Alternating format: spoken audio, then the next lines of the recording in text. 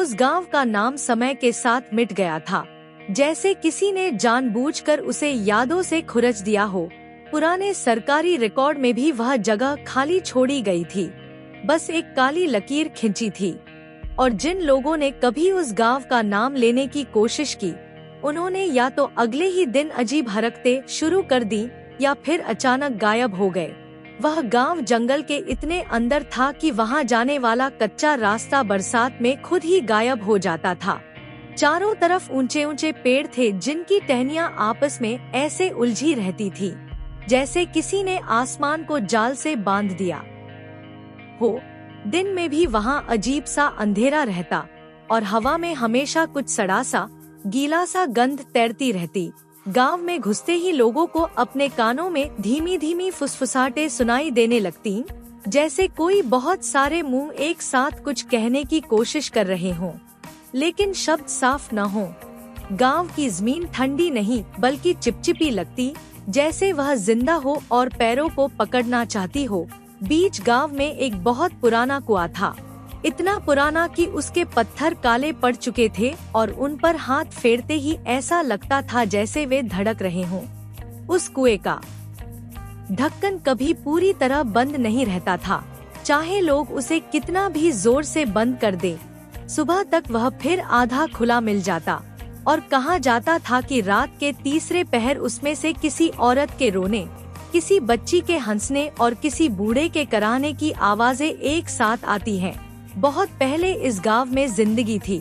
खेतों में फसलें लहलहाती थी, बच्चे गलियों में खेलते थे। लेकिन फिर एक साल अचानक सब कुछ बदल गया। पहले बारिश नहीं हुई, फिर कुएं का पानी काला पड़ गया, जानवर बिना बीमारी के मरने लगे और रात को लोगों को अपने ही घरों में किसी के नाखूनों के फर्श पर घिसटने की आवाज सुनाई देने लगी। लोग डर गए और तभी जंगल के रास्ते से एक तांत्रिक आया।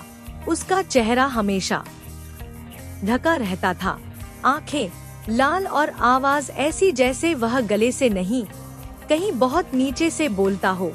उसने कहा कि गांव की जमीन के नीचे एक प्राचीन शक्ति कैद थी जिसे इस गांव के बनने से पहले ही दबा दिया गया था, लेकिन अब इंसानों की लालच, हत्या और झूठ ने उसे जगा दिया है। उसे शांत करने के लिए बलि चाहिए।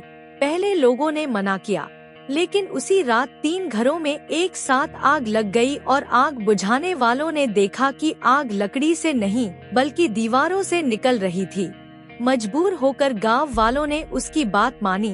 पहली बलि एक अनाथ बच्ची की दी गई जिसे गांव के लोग बोझ समझते थे।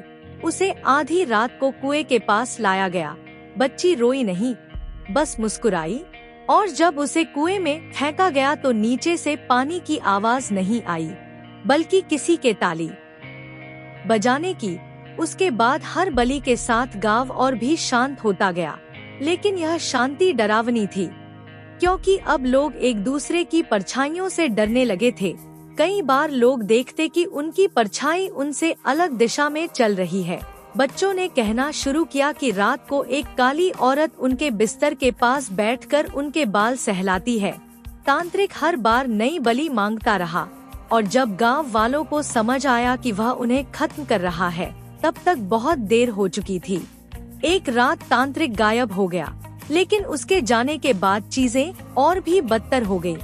अब गांव में दिन और रात का फर्क मिटने लगा। सूरज निकलता तो भी अंधेरा रहता और रात में आसमान लाल दिखता। धीरे धीरे लोग मरने लगे। कुछ खुद कुएं में कूद गए, कुछ जंगल में चले गए और वापस नहीं आए। सालों बाद शहर से 4 दोस्त उस गांव में रिसर्च के लिए पहुँचे। उन्हें चेतावनी दी गई थी, लेकिन उन्होंने नहीं मानी। जैसे ही वे गांव में दाखिल हुए, उनके मोबाइल की बैटरी अचानक गिरने लगी। कैमरों में अजीब धुंध आने लगी। रात को उन्हें लगा कि कोई उनके टेंट के बाहर चल रहा है। सुबह उन्होंने देखा कि टेंट के चारों तरफ नंगे पैरों के निशान थे, लेकिन अंदर सिर्फ वही 4 थे। जब वे कुएं के पास पहुँचे तो हवा अचानक रुक गई और नीचे से वही आवाज आई, रोना, हंसी और कराह एक साथ। एक दोस्त जैसे सम्मोहित होकर ढक्कन हटाने लगा, बाकी उसे रोकते रहे। लेकिन उसके कानों में किसी ने कहा, घर आ जाओ। और तभी काले सड़े हुए हाथ कुएं से बाहर निकले और उसे अंदर खींच लिया। उसकी चीख हवा में घुल गई। बाकी 3 भागे, लेकिन गांव की गलियां उन्हें बार बार उसी कुएं के पास ले आती। पेड़ों से खून टपकने लगा, जमीन से हड्डियां निकलने लगी। एक लड़की ने महसूस किया कि कोई उसके अंदर से बाहर आने की कोशिश कर रहा है।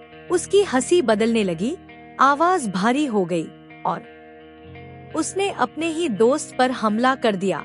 आखिरी बचे लड़के ने देखा कि गांव के सारे मरे हुए लोग खड़े हैं, बिना आँखों, बिना मुंह के, और उनके बीच वही बच्ची जिसकी आंखें अब पूरी तरह काली थी। बच्ची ने कहा, यह गांव कभी खाली नहीं रहेगा। सुबह जब पुलिस पहुंची तो उन्हें सिर्फ खाली खंडहर मिले। चारों दोस्तों का कोई सुराग नहीं, लेकिन कुएं के पास ताजी मिट्टी और 4 नई परछाइयां थी। और आज भी अगर कोई उस जंगल से गुजरता है तो उसे लगता है कि कोई पीछे से उसका नाम ले रहा है, और जो पलट कर देखता है वह उस गांव का हिस्सा बन जाता है, क्योंकि वह गांव मर चुका नहीं है। वह अब भी जिंदा है, भूखा है और इंतजार कर रहा है।